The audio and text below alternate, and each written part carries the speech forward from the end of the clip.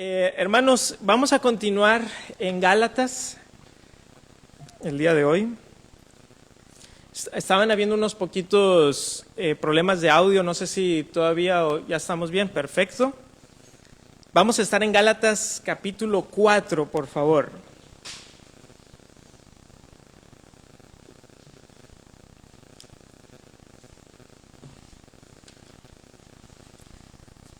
Y hoy nos toca Gálatas 4 del 8 al 20. Le voy a dar lectura. Gálatas 4 del 8 al 20. Me siguen con su vista y terminada la lectura vamos a orar. Ciertamente, en otro tiempo, no conociendo a Dios, servíais a los que por naturaleza no son dioses. Mas ahora conociendo a Dios, o más bien siendo conocidos por Dios, ¿cómo es que os volvéis de nuevo a los débiles y pobres rudimentos, a los cuales os queréis volver a esclavizar? Guardáis los días, los meses, los tiempos y los años. Me temo por vosotros. Me temo de vosotros que haya trabajado en vano con vosotros. Os ruego, hermanos, que os hagáis como yo, porque yo también me hice como vosotros. Ningún agravio me habéis hecho. Pues vosotros sabéis que a causa de una enfermedad del cuerpo os anuncié el Evangelio al principio, y no me despreciasteis ni desechasteis por la prueba que tenía en mi cuerpo. Antes bien me recibisteis como a un ángel de Dios, como a Cristo Jesús. ¿Dónde pues está esa satisfacción que experimentabais? Porque os doy testimonio de que si hubieseis podido, os habríais sacado vuestros propios ojos para dármelos. ¿Me he hecho pues vuestro enemigo por deciros la verdad?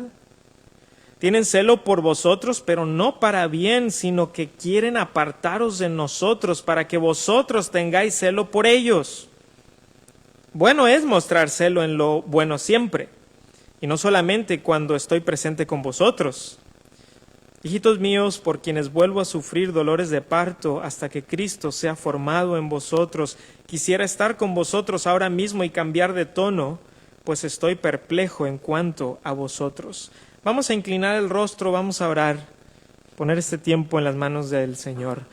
Padre Celestial, gracias te doy porque me permites estar aquí delante de mis hermanos y porque nos permites estar delante de ti y los unos vernos a los otros. Te pedimos por nuestros hermanos que están siguiendo esta transmisión desde casa para que les bendigas y les guardes y que cuando sea el tiempo correcto puedan estar también aquí en medio de nosotros. Gracias por la lluvia, Señor, que nos mandas. Es verdad que a veces aquí en la ciudad cuando hay lluvia puede causar ciertos problemas, pero no se nos olvida que es indispensable para nuestra vida. Y como dijo tu Hijo Jesucristo, nos recuerda que tú la haces caer sobre buenos y malos. Y nos recuerda que tú eres un Dios bueno para con todos. En esta mañana, Señor, ponemos delante de ti esta porción de las Escrituras para que hable a nuestro corazón, nos cambie, nos transforme. En el nombre de Jesús. Amén. Creo que todos sabemos que el mundo está cambiando a una velocidad impresionante. Vivimos en un mundo inquieto. Y en estos 6 meses que hemos tenido de pandemia han habido cambios a velocidades que nunca hubiéramos pensado. Me pongo a pensar, por ejemplo, las escuelas. Ellos yo creo que el año pasado jamás hubieran imaginado que iban a tener que estar dando clases en línea y tuvieron que aprender la tecnología, y los que todavía enseñamos hemos tenido que aprender la tecnología, aprender de algunos errores que hemos cometido. Cuando se trata de las noticias, la gente ya no las sigue de manera tradicional, cada vez más no se usa el papel, la gente usa las redes sociales para enterarse de lo que está pasando, y muchas de las noticias que se hacen virales hoy, a veces mañana están obsoletas. Algunas noticias que hacen que las personas se enojen mucho pueden durar 3 días, 4 días, la gente se olvida. Me acuerdo que eso pasó hace algunos meses, que hubo un gran incendio me parece que fue en Brasil, y la gente estaba muy enojada por eso. Y de repente a todo el mundo se le olvidó. ¿Se habrá apagado el fuego? Yo creo que sí. ¿Cuándo? Nadie supo, porque a todo el mundo se le había olvidado. En nuestra vida espiritual, hermanos, somos bombardeados también por muchas cosas. Somos bombardeados por nuevos supuestos evangelios, nuevas versiones del evangelio, nuevas modificaciones al evangelio, y si nos descuidamos, estas novedades pueden terminar desviándonos del verdadero evangelio. Y si han estado siguiendo esta carta a los Gálatas, se habrán dado cuenta que eso le había pasado a ellos. Habían comenzado bien. Habían comenzado en el verdadero evangelio, pero habían llegado algunos que hemos llamado los judaizantes y les habían dicho: oye, está bien todo lo que crees, pero te falta algo. Le falta algo a Cristo. Le falta la circuncisión. Le faltan estas leyes. Le faltan estas tradiciones. Y si tú le agregas todo esto a Jesús, entonces Dios va a estar contento contigo. Pero si no, Dios no te va a ver con el placer que Dios se merece. Y los Gálatas se habían creído esta mentira.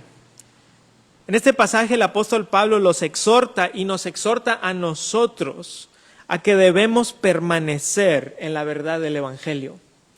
Y eso es lo que vamos a ver en esta mañana. Debemos permanecer en la verdad del evangelio. Y vamos a ver 4 razones que nos da este pasaje para permanecer en la verdad del evangelio. Razón número 1, y ese es nuestro primer punto: porque somos conocidos por Dios. Porque somos conocidos por Dios. Voy a leer de nuevo el versículo 8. Dice: ciertamente en otro tiempo, no conociendo a Dios, servíais a los que por naturaleza no son dioses. Aquí el apóstol Pablo, hermanos, había sido testigo de la vida pasada de los Gálatas. No le era sorpresa lo que ellos habían sido antes. Y como no conocían a Dios, los Gálatas antes servían a falsos dioses. En el caso de los Gálatas, probablemente eran algunas estatuas, algunas pequeñas, algunas grandes, que representaban a los dioses paganos de aquel tiempo. Pero hermanos, en nuestra era y en nuestra época también existen dioses falsos. Ya no son estatuillas, pero siguen siendo dioses. El dios falso del dinero, de la reputación, de las ideologías, de la sexualidad. Todas estas cosas nuestra cultura las eleva a nivel de Dios, con D minúscula, y te dice: debes de inclinarte ante estos dioses. Y la realidad, y algo que nos hemos dado cuenta en estos últimos tiempos, es que no somos menos idólatras que los Gálatas. Tenemos un corazón igualmente idólatra. Y Pablo reconocía que estos no eran dioses en realidad. Cualquier cosa que tú o yo adoremos que no sea Dios es un falso Dios. Y en el próximo versículo vemos la realidad hermosa de todos los creyentes en Cristo. Miren el versículo 9.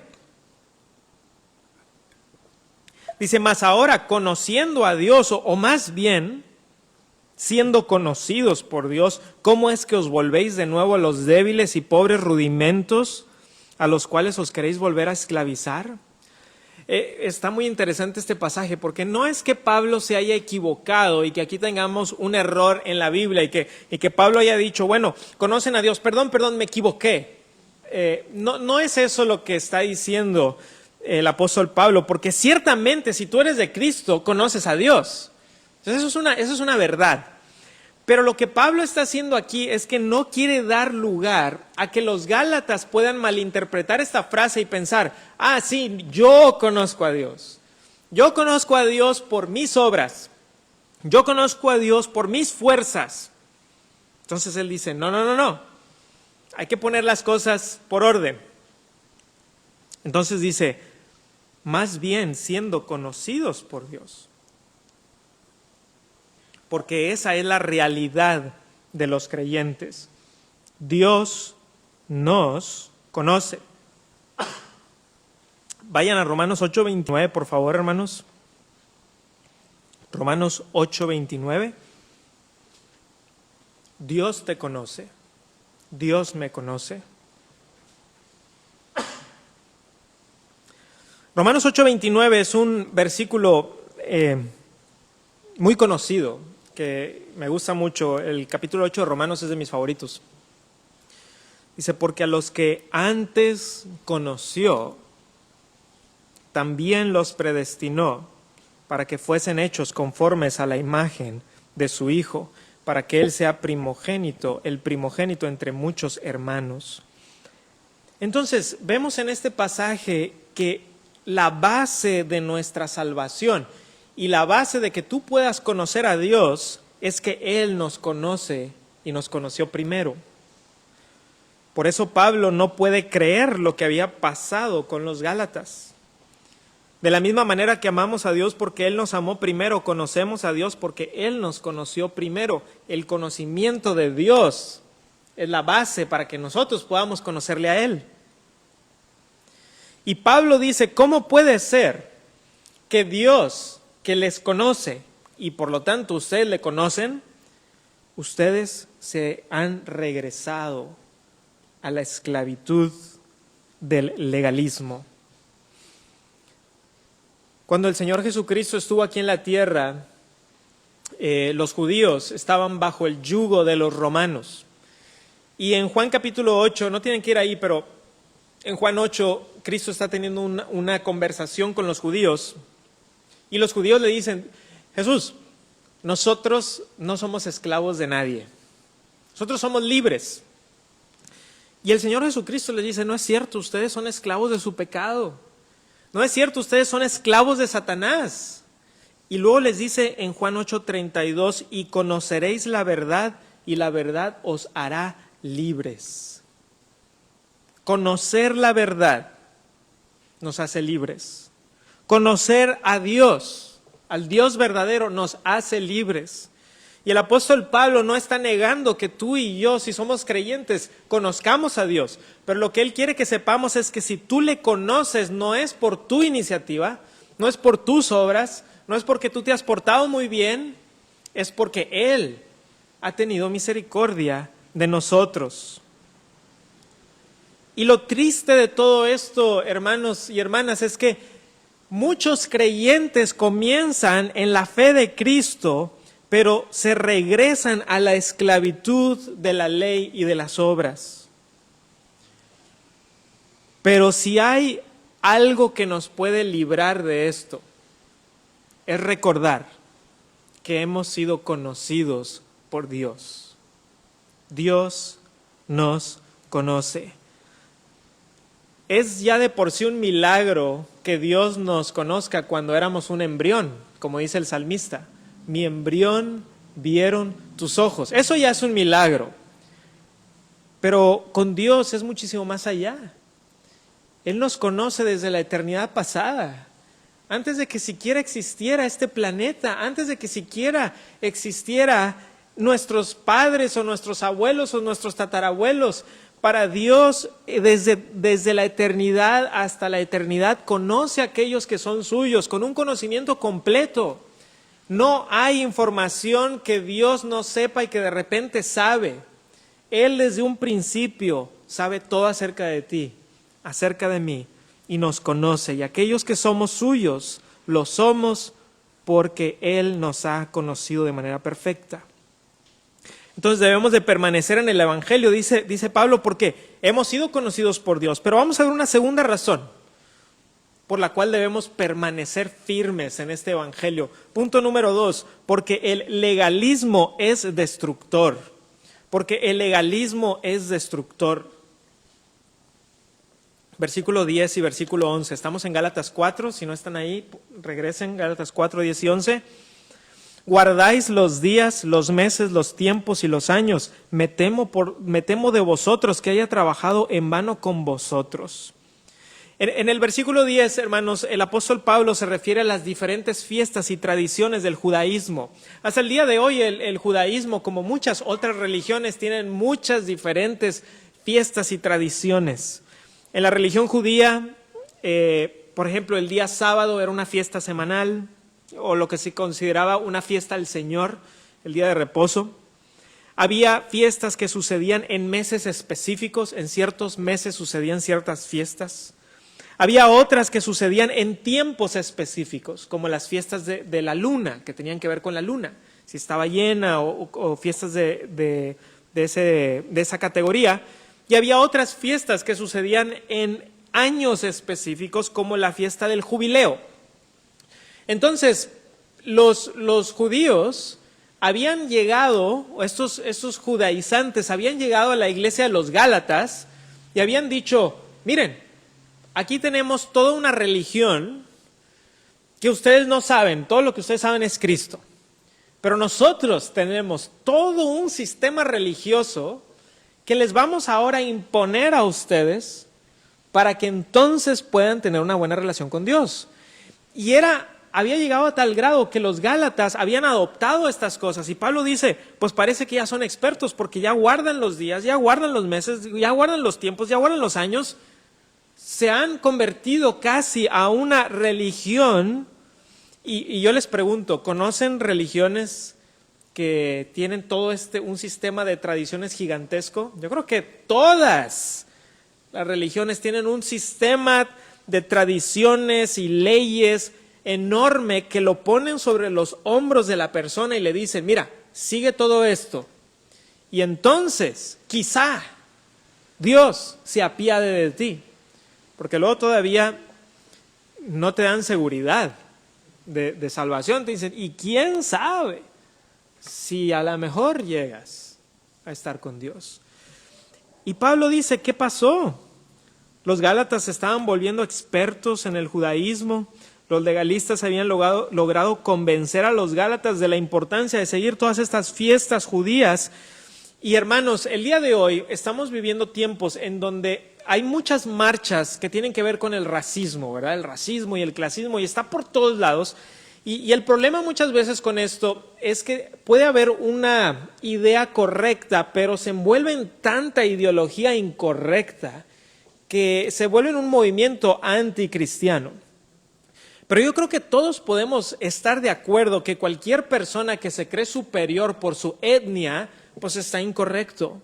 Yo no puedo decir que yo como mexicano soy mejor que cualquier otra etnicidad por el simple hecho de ser mexicano.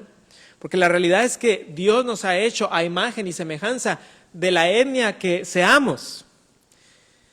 Pero lo que estaba pasando aquí, hermanos, es que los judíos, los judaizantes, habían dicho, miren, es que ustedes son gentiles, pero nosotros somos judíos.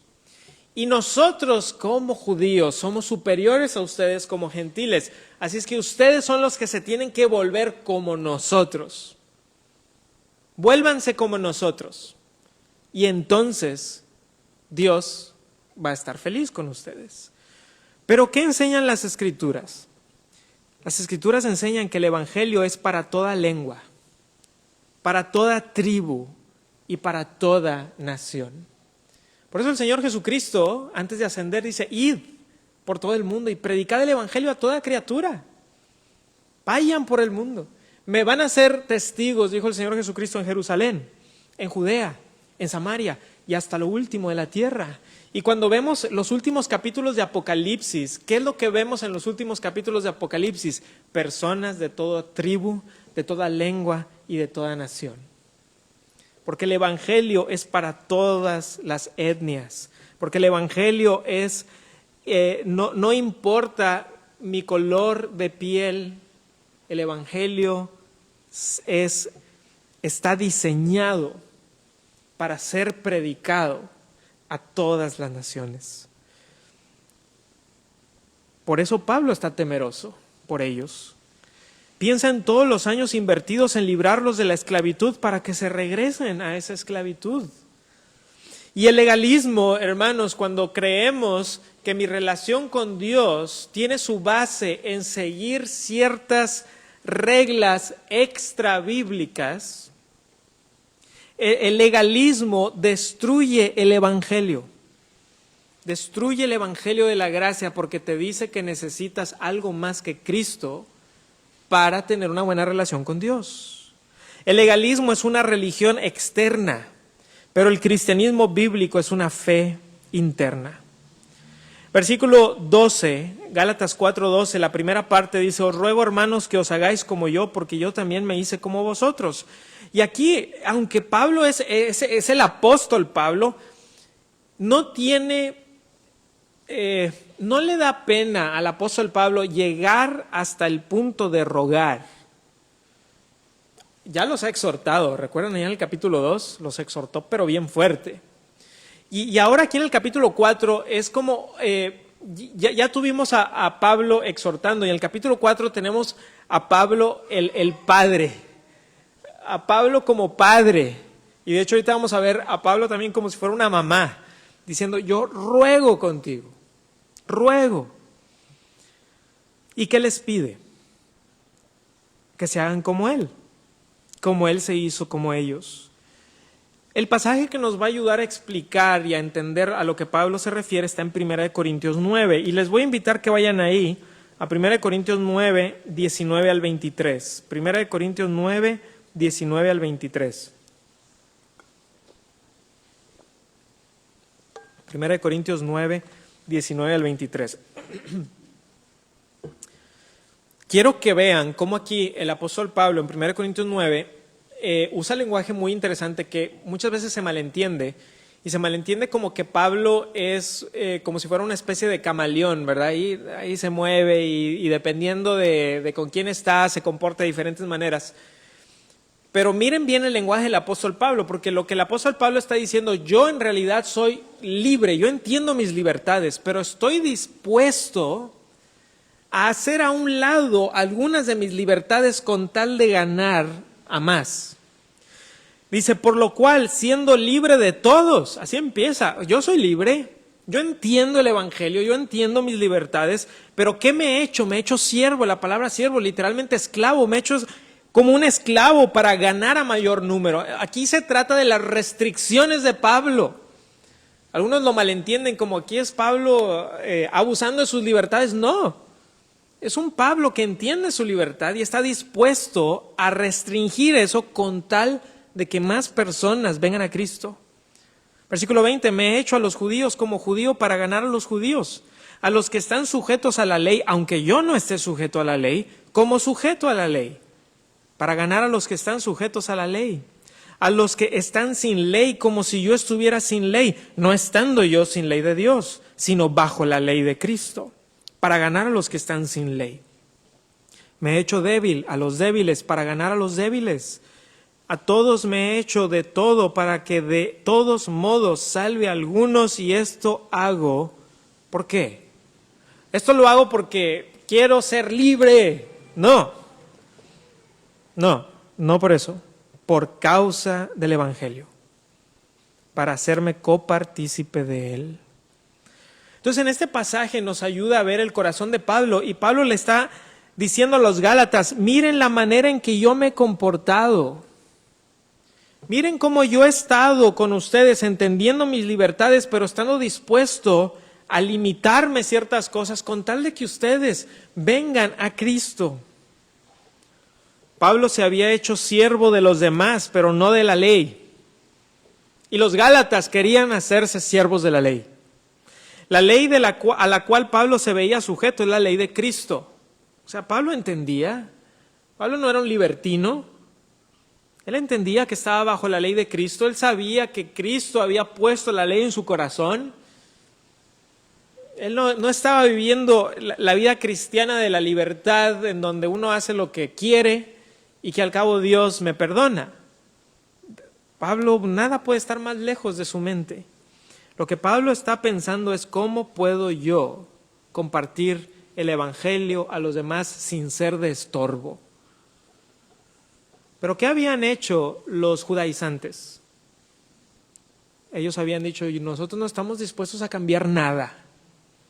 Ustedes háganse como la ley, vuélvanse a poner debajo de la ley. Y Pablo dice: no, hay que entender la libertad del evangelio para poder ganar a otros para Cristo. Pablo dice: háganse como yo, entiendan la libertad del evangelio para que puedan aprender a someterse a lo que se deben someter, a Cristo, y no a estos aspectos de la religión. Pablo había podido hacerse como un gentil a los gentiles precisamente porque entendía el Evangelio. No era por ignorancia del Evangelio, era por entenderlo bien. Hermanos, ¿cómo podemos saber si el legalismo nos está destruyendo? Si te conformas con seguir reglas, pero tu corazón no está transformado, eso es una señal de alerta. Un legalista moderno, quizá Pablo le diría, guardas las reuniones, las ofrendas, las oraciones antes de los alimentos, el devocional diario. Y en este caso esas no son cosas malas, pero si eso es todo nuestro cristianismo y nuestro corazón no está transformado constantemente por el Espíritu del Señor, entonces, ¿de qué sirve todo eso exterior? Y este sería un legalismo, digamos, dentro de todo lo malo que es el legalismo. Todavía hay legalismos peores, porque el legalismo peor es cuando ahora sí literalmente quieres agregar cosas que ni siquiera están en la Biblia y las quieres agregar o poner las cargas a los demás. Y a veces uno quiere poner las cargas sobre los demás, pero no sobre uno, como hacían los fariseos. La semana antepasada hubo una noticia muy sonada en los Estados Unidos de un famoso líder evangélico de una universidad cristiana, en donde había muchísimas reglas que los estudiantes sabían que tenían que seguir, pero lo acaban de despedir. ¿Por qué? Porque él vivía una vida totalmente desastrosa e inmoral. Pero que los estudiantes sigan todas las reglas. Pero yo, decía él, no, yo estoy por encima de las reglas. A mí no me afectan. Hasta que le afectaron. Hasta que fue encontrado y despedido. Ese es, de alguna manera, ese es el pensamiento del legalista. Voy a agregar cosas que los demás la lleven y yo estoy bien. Si entendemos qué es lo que Dios ve, si entendemos que lo que Dios ve es el corazón, vamos a estar igual. Si de alguna manera pensamos, Dios va a ver lo externo, vamos a estar igual que los Gálatas, queriendo hacer cosas externas. Pero si entendemos que Dios ve el corazón, vamos a querer ser como Pablo. Hemos visto dos razones por las cuales hay que permanecer en el Evangelio. Vamos con la tercera. La tercera razón es porque el Evangelio es invaluable. Punto 3, el Evangelio es invaluable. Versículo 12, la parte B, voy a leer hasta el 14, dice el 12, parte B. Ningún agravio me habéis hecho, pues vosotros sabéis que a causa de una enfermedad del cuerpo os anuncié el Evangelio al principio y no me despreciasteis ni desechasteis por la prueba que tenía en mi cuerpo, antes bien me recibisteis como a un ángel de Dios, como a Cristo Jesús. Pablo aquí parece estar recordando cuando primero había llegado a Galacia, a compartirles el Evangelio a estos hermanos de Galacia. Y en ese tiempo los Gálatas no le hicieron ningún agravio, todo lo contrario. Y las Escrituras, hermanos, no nos revelan cuál fue la enfermedad del cuerpo que tenía Pablo. Ha habido muchas diferentes teorías y algunas especulaciones.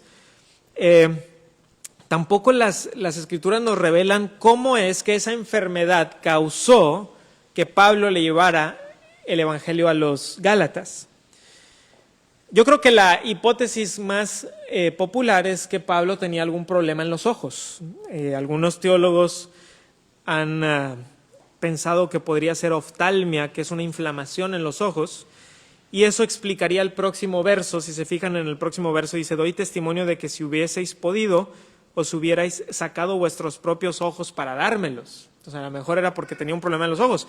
También en Gálatas 6:11, no tienen que ir ahí, pero en Gálatas 6:11, cuando ya se va a acabar la carta, Pablo dice, mirad con cuán grandes letras os escribo de mi propia mano. Y eso podría ser algo literal. O sea que Pablo, para terminar la carta, lo hace de su puño y letra en lugar de con el asistente, que normalmente era el que tomaba los apuntes y redactaba.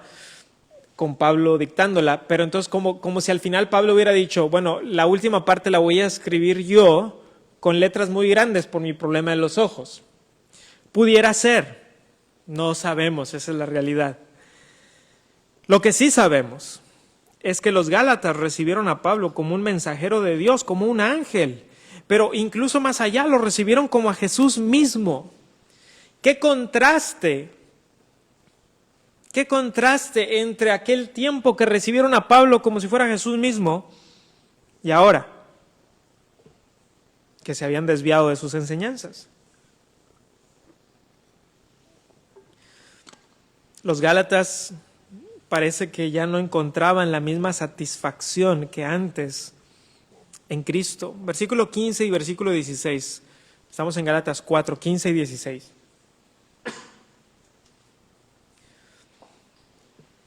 ¿Dónde pues está esa satisfacción que experimentabais? Porque os doy testimonio de que si hubieseis podido, hubierais sacado vuestros propios ojos para dármelos. ¿Me he hecho pues vuestro enemigo por deciros la verdad? Los Gálatas entonces como que ya no, el evangelio ya estaba pasando de moda, ahora querían algo nuevo. Y Pablo da testimonio que antes se hubieran sacado los ojos por el tremendo valor que le daban a Pablo como mensajero del evangelio. Todos consideramos nuestros ojos como invaluables, ¿no? Hay una expresión que usamos aquí en México. ¿Cuánto te costó un ojo de la cara? ¿Lo han escuchado, verdad? Me puse a ver si en otras culturas tienen alguna expresión similar. En la cultura anglosajona dicen me costó un brazo y una pierna. Pero en las culturas latinas se dice muchas veces un ojo de la cara y se dice, aunque no se sabe a ciencia cierta, que fue por un conquistador que había llegado a las Américas y en una batalla una flecha le pegó en el ojo y lo perdió. Y cuando él regresó a España le preguntó al rey que cómo le había ido y le dijo, defender los intereses de la corona me ha costado un ojo de la cara. Y que de ahí la expresión se empezó a acostumbrar entre los países que son hispanos. Pero pensemos literalmente, ¿alguno de ustedes estaría dispuesto a dar un ojo por algo o por alguien? Si estuviéramos en alguna situación extrema, y obviamente que estamos hablando completamente de manera hipotética, pero ¿por qué estaríamos dispuestos a dar un ojo de la cara? O los dos, como dice aquí. Pues tendría que hacer algo tan increíblemente invaluable que estaríamos dispuestos a deshacernos de algo que consideramos increíblemente invaluable. Pues así dice Pablo que él sentía que los Gálatas estaban dispuestos a hacer eso antes. Las cosas habían cambiado. Ahora los Gálatas consideraban a Pablo casi como un enemigo y el apóstol Pablo dice, estoy dispuesto a convertirme en su enemigo si es por decirles la verdad. Espero que nunca les pase, pero si su casa se estuviera quemando y toda la familia está afuera, ya la familia está a salvo, y tienen la oportunidad de entrar y sacar un objeto, vamos a suponer que supieras que puedes hacerlo sin perder tu vida, ¿qué sacarías de tu casa? Piensen, no me tienen que decir, es pregunta retórica. Yo me puse a pensar, ¿qué sacaría de mi casa, de las cosas que tengo, muchas de ellas muy valiosas? No, tengo una cajita ahí que la he tenido desde que tengo como unos 8 años. Y en esa cajita tengo cosas que en realidad yo creo que no deben de valer ni 5 pesos, pero para mí tienen gran valor. Entonces quizá iría por esa cajita. ¿Qué sacarías tú? Pues ahora piensa que el apóstol Pablo nos dice, bueno, el evangelio es más valioso que lo más valioso que poseas. El mismo Señor Jesucristo dijo, el que no esté dispuesto a dejar padre, madre, el que no esté dispuesto a dejarlo todo por mí y por el evangelio no es digno de mí. Y el que no esté dispuesto a tomar su cruz y llevarla no es digno de mí. Pues que eso nos sacuda en esta tarde. Bueno, hemos visto 3 razones por las cuales debemos permanecer firmes en el Evangelio. Primero, porque somos conocidos por Dios. Segundo, porque el legalismo destruye. Tercero, porque el Evangelio es invaluable. Y vamos a ver un cuarto punto rápidamente. Y el cuarto punto es porque desviarse es fácil. Desviarse es fácil. Hay que permanecer firmes en la verdad del Evangelio porque desviarse es fácil. Versículo 17 y versículo 18, tienen celo por vosotros, pero no para bien, sino que quieren apartaros de nosotros para que vosotros tengáis celo por ellos. Bueno es mostrar celo en lo bueno siempre y no solamente cuando estoy presente con vosotros. Entonces Pablo dice, miren, los legalistas son muy celosos, los judaizantes son muy celosos, pero era un celo egoísta. Querían apartar a los gálatas de Pablo, querían apartarlos de la enseñanza apostólica, querían que se volvieran celosos de los maestros judaizantes. Y Pablo admite que hay un celo que es piadoso. Pablo admite, hay un buen tipo de celo. Por ejemplo, les voy a leer unos pasajes, no tienen que ir ahí. Deuteronomio 4:24, porque Jehová tu Dios es fuego consumidor, Dios celoso. Tito 2:14, quien se dio a sí mismo por nosotros para redimirnos de toda iniquidad y purificar para sí un pueblo propio, celoso de buenas obras. En Apocalipsis 3:19, Jesús le dice a la iglesia de la Odisea, yo reprendo y castigo a los que amo, sé pues celoso y arrepiéntete. Y cuando Jesucristo limpió el templo, de las 2 limpias del templo que hizo el Señor Jesucristo en el principio y al final de su ministerio, en la primera de ellas, cuando Jesucristo limpia el templo, los apóstoles ven y recuerdan las escrituras que dicen, el celo de tu casa me consume. Y Pablo admite que hay un celo piadoso que puede existir y que no debería de existir solamente cuando él estuviera, sino siempre. Una persona con un celo piadoso es una persona que tiene las prioridades de Dios. Es una persona que quiere verdaderamente agradar a Dios. Pero el celo de estos legalistas era un celo impío. Y por eso causaba dolor en Pablo, versículo 19 y versículo 20, hijitos míos, por quienes vuelvo a sufrir dolores de parto, hasta que Cristo sea formado en vosotros. Quisiera estar con vosotros ahora mismo y cambiar de tono, pues estoy perplejo en cuanto a vosotros. Hijitos míos es una expresión que Juan usa varias veces en las cartas. Pero ¿saben cuántas veces la usa Pablo en sus cartas? Una, aquí, con los Gálatas. Qué interesante. Una de las cartas de más grande reprensión tiene una de las expresiones más cercanas al corazón del apóstol. Hijitos míos. Lo habían tratado mal, pero Pablo tenía a los Gálatas en su corazón y tanto era el dolor que sentía que lo asemeja con el dolor de parto. Y dice que vuelvo, porque ya había sufrido por ellos, quizá cuando había estado con ellos por primera vez. Y dice el apóstol Pablo, de nuevo. Y como el dolor de parto no dura nada más un momento, sino que es un dolor que se extiende y se puede extender hasta por mucho tiempo, el apóstol Pablo dice, este dolor que yo siento por ustedes se va a extender ¿hasta cuándo? Hasta que Cristo sea formado en ustedes. Entonces Pablo entendía que este dolor iba a ser uno que iba a continuar. Y por eso estaba perplejo, anonadado de lo que estaba pasando en la iglesia de Galacia. Hace unas semanas puse la ilustración de cuando una persona se pierde en el bosque, imagínate.